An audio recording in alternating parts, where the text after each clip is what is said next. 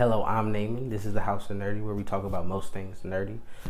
Today we're going to be getting into some main topics of the week, like the What If trailer, the new Loki episode, the new Black Widow movie. There's some Zack Snyder news that should intrigue Zack Snyder fans. There's a lot of stuff to get into, so let's go break it down. I'll see you in the video. Bye.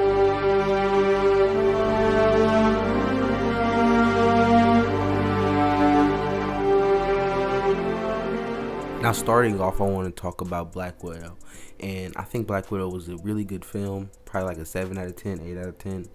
But the time frame in which it's getting released will probably have it not be as hyped or people like really like it or enjoy it as much as if it would have came out like last year during the pandemic when we had no MCU content. We had probably been the best movie in general last year, but they waited until like the end of Loki and we got What If and Shang-Chi, and we're all looking at like No Way Home and Doctor Strange. Like, we're in a different mindset for the MCU where we know we have stuff coming that's on a whole different level.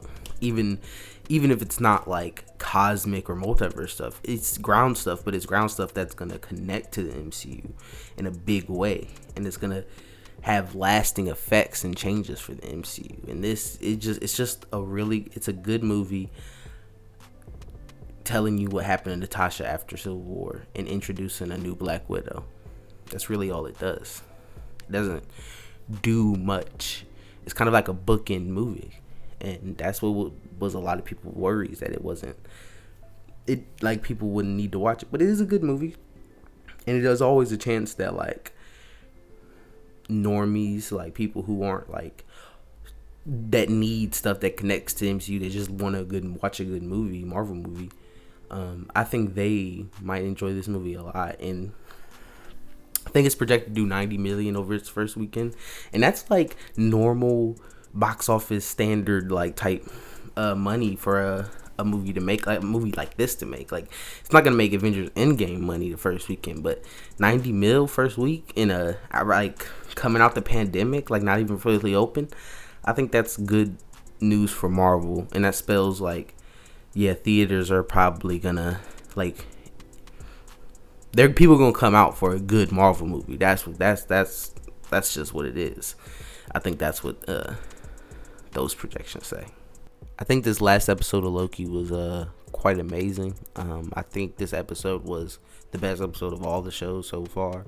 I think Loki's dominating the other two shows. I still think Winter Soldier was a good show, but this just shows on a different level, and I don't think the other shows really could have got to this level. I think they were really hindered by the pandemic, much as Disney doesn't want to say that. I think they were, and I think I think it's feeling the need that a lot of MCU fans had for sweaty Marvel content that they can really sink their teeth into and really think about and really speculate about.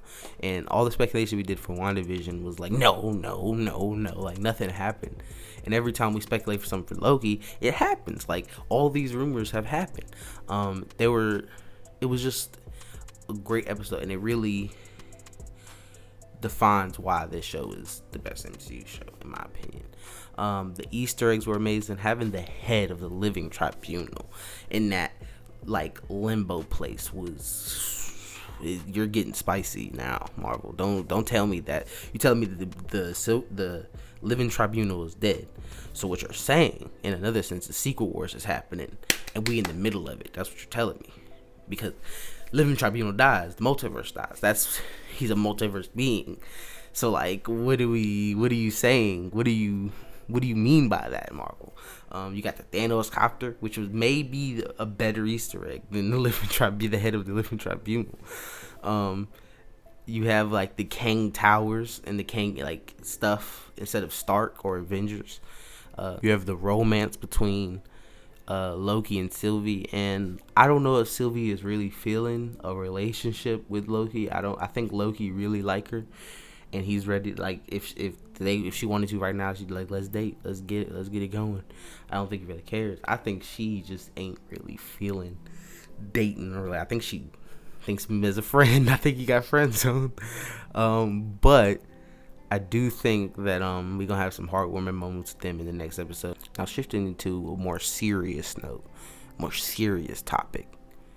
That would be Kang. And everybody knows that Kang is the bad guy at the end, right? Like on Mortis. We all know this. Yes, of course. Yeah, I needed that confirmation. Because some people I will see, and for some reason we're saying it's like a variant Loki. There's some people were saying it's the old man Loki didn't die. He just like made himself debris and floated to the castle, and he's gonna meet them there. Listen, don't listen. They're lying to you. Come here. Naaman is gonna tell you everything you need to know. It's a Mortis. Loki's gonna fight a Mortis, or either he's just gonna dominate him. And something's gonna happen, but it's gonna be a Mortis, and that means it's Kang. They're the same person. It's all connected. All right. And for our next topic, the more of what if I see, like the more promotion I see, the more I fall in love with this show. And I think this will probably be the best Marvel show this year by far. And I think for me, like personally, I think this show is gonna be so grand and epic for Marvel, and it's gonna have so many things in there to like. That's like for years we're gonna be talking about. Like it's gonna be a crazy show because it's the freedom that the creators have. Like they have a blank canvas of the Marvel universe, and they said, "Oh," and one question drove it: What if? What if this happened? What if this happened? And when you have that kind of freedom and creativity flowing, like the stories you get are just different. Like they don't have the restriction of, oh, this happened in this movie and this happened in this movie. No, you're creating the universe as we go along, as we watch the show. So there's no prior connective tissue you need to focus on. It's all just its own thing. And we all can take it in as its own thing at one time. And having like Star-Lord, Black Panther, or having Ultron with the Infinity Stones, or having Captain Carter or Captain Britain, whatever way you want to put it, having Killmonger and Iron Man together, probably having Killmonger as the king of Black Panther. All these different things sound amazing, and when you put them together, they sound even better. Like they sound like it sounds like it's gonna be an amazing show. It sounds like it's gonna give us that nostalgic feel of the MCU, but also give us something brand new and different, and change the stories in ways that we like, we don't like. You know, who knows? But it's a whole different way to look at the MCU, and that's my lane of MCU content, and I love it. So I think this show would be great, and I think we're in for a great time in about a month. And for our last bit of Marvel news, we saw Hugh Jackman teased out on his Instagram, maybe, possibly, him coming to the MCU. Like, are we about to get really spicy with Fox, Hugh Jackman, Wolverine coming to the MCU and getting busy? You know, are we going to see Logan type stuff in MCU? Is he going to be in Deadpool 3? What I think is we'll definitely see Hugh Jackman in MCU.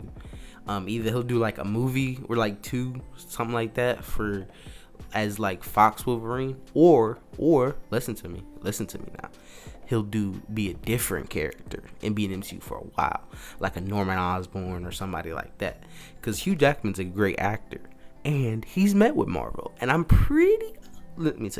like 85.2% sure that Hugh Jackman Wolverine will be in the MCU.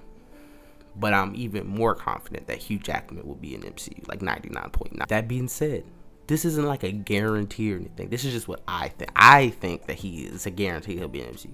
But this doesn't confirm nor deny anything. Right? It just is a tease about something. And like the fact that he like tagged Boss Logic, and like he like Marvel uses Boss Logic to make like concept art. And so like he's a Marvel person. I don't know. Maybe hey now. Listen, Wolverine in the MCU, Hugh Jackman Wolverine in the MCU, let me tell you something.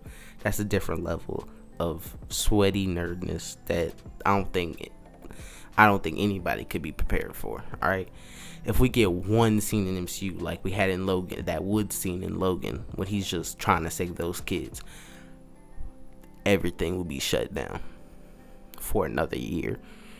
No movies would be allowed to be made for another year. Why? Because that'd be the greatest film of all time. You heard it here, folks. We have Zack Snyder's new Rebel Moon project, which is a Star Wars inspired, like he made it for Star Wars, but then he took it back, rewrote it and redid some things to make it more original.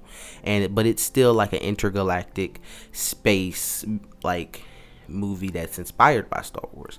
And if it's anything like Star Wars, but R-rated and dark, and pushing the boundaries, like, and you go on Netflix, and Netflix just secured the deal with Cinemark, so like their movies would be played in the theaters.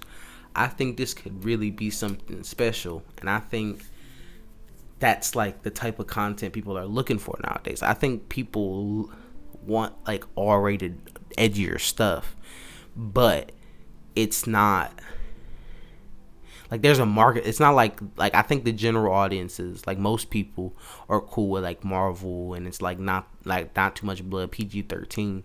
But I think there is a big market of people that don't really like camp. Like they feel like the MCU movies are campy, and they want dark, edgy content like the Snyderverse. And I think this will give them that. And I think that this project, there's not much about it. That's really all we know, that it's inspired by Star Wars and Zack Snyder's making it. But Zack Snyder is such a good director and filmmaker, and he has such a good attention to detail, and he cares so much about the story and Army of Dead was really good too. So whatever this is, I think it'll be great, and I'm gonna watch it no matter what. And speaking of the Snyderverse, there was a good bit of news that there were storyboards for the Snyder Cut, the sequel to the Snyder Cut, that are going to get turned into a motion comic, and they're going to be narrated by Ray Porter. And now that sounds amazing. I'm going to read that and watch it. But it is sad that we're not going to get any more Snyderverse in it, because HBO is just not smart enough to understand that money is good. And businesses usually like money, and when you have something that people want and will make money, but you don't do it, that's kind of saying that you don't like money. And I think that's a bad motto to set for a business. I think they should really change that thought process and do some Snyderverse action. But will they? Probably not. So it's a good bit of news, but it's also sad. Those are my thoughts and opinions on some of the news this week. If you want me to cover some things I didn't get to cover in this video, make another video, leave a comment below. If you like this video, leave a like, comment, and subscribe. If you don't, just keep watching. It's okay. It's you. It's your personal opinion. I have no ill will towards you. Just come back. We love you. We love you here at the House of Nerdy. This is a community of nerds. We all just talk about nerd stuff respectfully, but we do talk about it and disagree sometimes. So hopefully I'll see you in the next one. Bye.